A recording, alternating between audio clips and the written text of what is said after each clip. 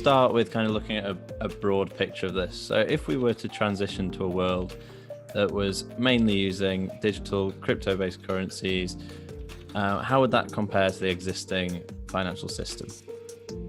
That's a great question. I think fundamentally we have to go and look at the value of cryptocurrency beyond just like getting deeply into the weeds with what Bitcoin means for the world. I think there's just a couple of points that we should hit on first and foremost. One of them being better transparency.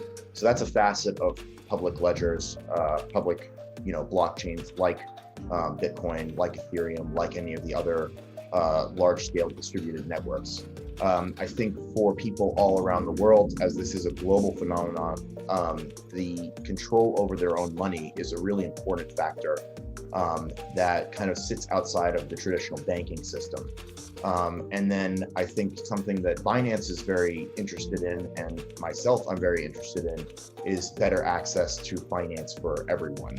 So if we look at the traditional fiat world, without even going into what that means on an environmental level, we look at a situation for the most part where people, based on inflation, are actively not incentivized to save.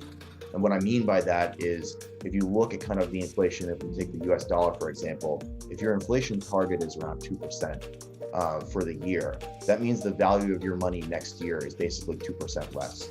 And so one of the things that drives me every day is I think that we're quickly entering a situation where cryptocurrencies, for that matter, can be an incentive for regular people like you and I to save and to let their money work for them. And I think for a vast majority of the world that is either unbanked or underbanked, or doesn't have access to things like liquidity and lending and all of that, crypto is the first time, and it is also the most democratized way that we've seen, at least in our lifetimes, I believe, that we can service those types of individuals. So on a purely financial level, I think that's what we would see, is better transparency, control over your own money, and better access to finance for everyone. And I think those are highly important.